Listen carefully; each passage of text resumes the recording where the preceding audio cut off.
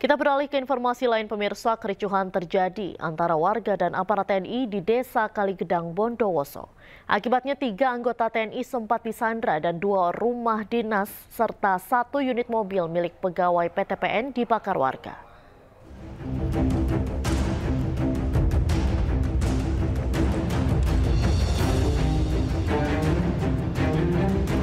Kericuhan warga terjadi di kawasan Gunung Ijen, Desa Kaligedang, Kabupaten Bondowoso, Jawa Timur, Kamis lalu. 3 anggota TNI sempat disandra warga setempat, 1 diantaranya mengalami luka. Selain penyanderaan, warga juga membakar 2 rumah dinas milik asisten PTPN 12 dan 1 unit mobil milik pegawai. Bahkan sejumlah pohon ditebang dan diletakkan melintang di jalan menuju lokasi, sehingga akses sempat tertutup. Kericuhan berawal saat warga mendapat teguran ketika membangun pos kamling di kawasan perkebunan PTPN 12 Region 5 Kebun Belawan Ijen. Aktivitas itu mendapat teguran dari aparat TNI di lokasi yang melakukan pemetaan lahan. Akibatnya terjadi kesalahpahaman karena teguran disalahartikan sebagai larangan. Kejadian ini pun akhirnya diselesaikan dengan mediasi dibantu oleh pemerintah setempat. Perselisihan mungkin ya istilahnya salah paham antara pihak TNI ataupun warga karena memang posisi terbawa emosi sehingga salah paham, cekcok sampai mungkin ya kalau bila dikatakan ya sampai terjadi kelahi. Sementara itu akibat insiden ini pihak PTPN 12 Belawan mengaku alami kerugian hingga mencapai 700 juta rupiah. Meliputi 2 unit rumah dinas asisten agring, ada di Kaligedang 1, ada di Kalisengon 1, terus kemudian 1 unit kantor agring ada di Kaligedang dan 1 unit mobil pribadi milik asisten agring. Pasca kejadian, kondisi di Desa Kaligedang telah berangsur kondusif dan warga kembali beraktivitas seperti semula. Dari Bondowoso, Rizky Abirul, iNews melaporkan. Pemirsa, 2 pelaku pembunuhan personel Satgas Damai Kartens berhasil dilumpuhkan. Kedua pelaku melawan petugas saat akan ditangkap sehingga harus dilakukan tindakan tegas.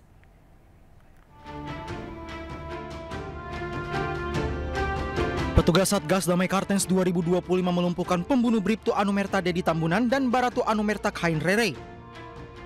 Kedua pelaku bernama Hamdu Mupa dan Amoye Pigai alias Martinus Pigai diduga kuat terlibat langsung dalam pembunuhan korban di perumahan Pemda Kabupaten Dogiai pada 6 Mei 2025 lalu. Pada saat ditangkap, pelaku sedang mengendarai sepeda motor dan karena para pelaku melakukan perlawanan dengan cara membacokkan parang ke arah para petugas, maka pelaku dilakukan tindakan tegas dengan cara ditembak oleh petugas. Lalu para pelaku dibawa ke RSUD Nabire dan sampai di RSUD Nabire, para pelaku dinyatakan telah meninggal dunia. Sebelumnya pada 16 Mei, 2 jenazah dari korban penembakan KKB yaitu Bribda Dedi Tambunan dan Barada Raymond Rere dipulangkan ke kampung halamannya. Kedua jenazah diberangkatkan ke Seriwi, Papua dan sebelumnya dilakukan upacara penyerahan secara militer dari Kesatuan Tugas Ops Damai Kartens kepada pihak keluarga. 2 anggota Satgas Operasi Damai Kartens 2025 gugur ditembak kelompok kriminal bersenjata atau KKB. Pasca kejadian, pihak kepolisian mengimbau masyarakat Puncak Jaya tetap tenang, tidak mudah terprovokasi, dan mendukung upaya penegakan hukum yang dilakukan aparat. Dari Timika, Papua Tengah, Nathan Making, iNews melaporkan. Polisi menggagalkan penyelundupan 20 ton pasir timah ilegal ke negara Malaysia. Selain pasir timah, 1 pelaku dan sebuah kapal kayu diamankan dalam penggerebekan ini.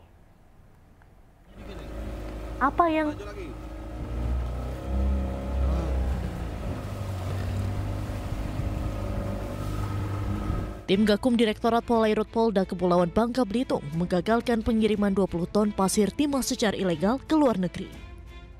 Pasir timah yang tersimpan dalam 400 karung ini diamankan di sebuah kapal kayu di perairan Pait, Kecamatan Mentok, Kabupaten Bangka Barat. Ratusan karung pasir timah tanpa dilengkapi dokumen perizinan ini rencananya akan dikirimkan keluar Pulau Bangka Belitung melalui jalur laut dengan tujuan negara Malaysia.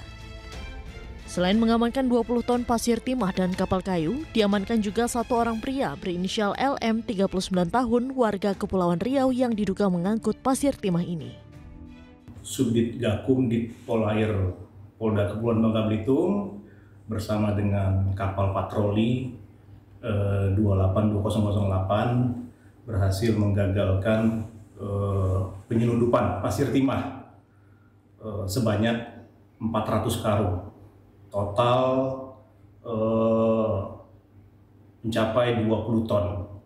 Ya, jadi yang berhasil kita amankan 1 unit kapal KM Laut Biru 5 yang rencananya akan membawa pasir timah ke luar Pulau Bangka, yaitu tujuannya ke negara Malaysia.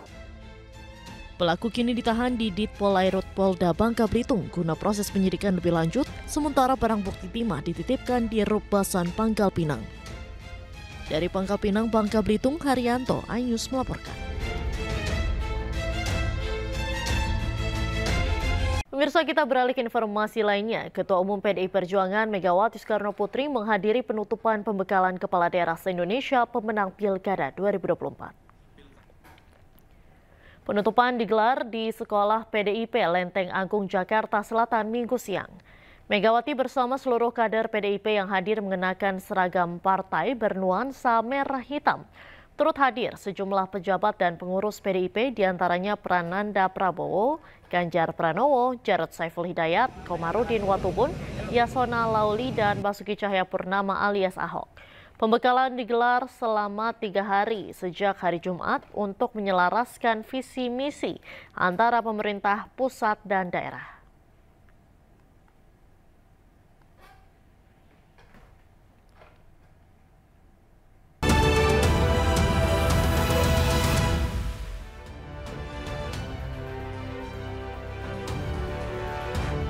Halo, selamat sore pemirsa, demikian tadi berita pilihan iNews Sore bersama saya Diandra Mukni. Kita awali iNews Sore hari ini dengan informasi.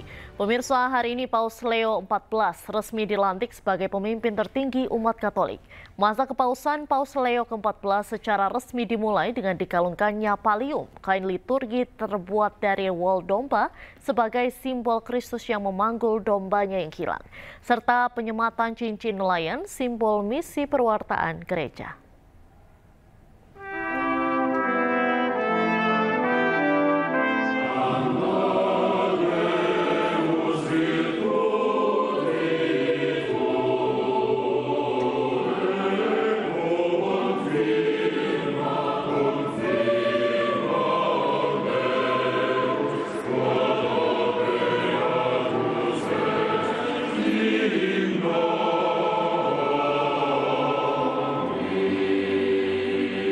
Beato Apostolo Petro, tu odies succedis, in episcopato eius ecclesiae, quae caritatis unitati presidet.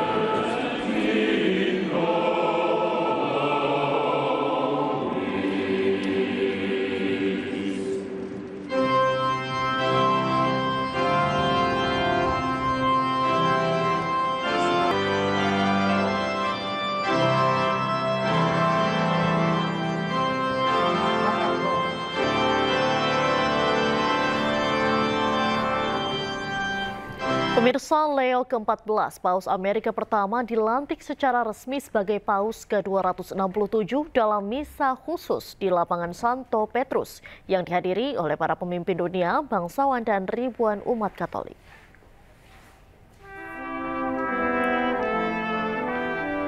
Paus Leo ke-14 resmi dilantik di Vatikan pada Minggu pagi waktu Vatikan.